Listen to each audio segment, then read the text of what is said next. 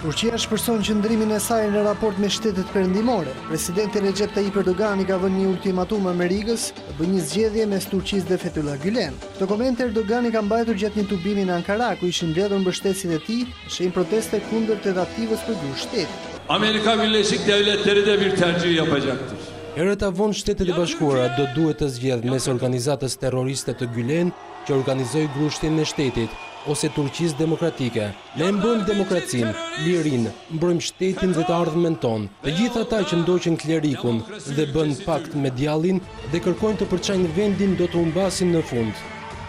Ky qëndrim pason kërkesën e Ankaras zyrtare për të ekstraduar klerikun Gülen, cili Turqia e akuzon si organizatorin e grushtit të shtetit. Deklarata e Erdogan vjen dhe pas takimit të tij me presidentin Putin, ku dy zyrtarët kanë thënë se kjo vizitë është fillimi i një ere të re në marrëdhëniet mes dy vendeve.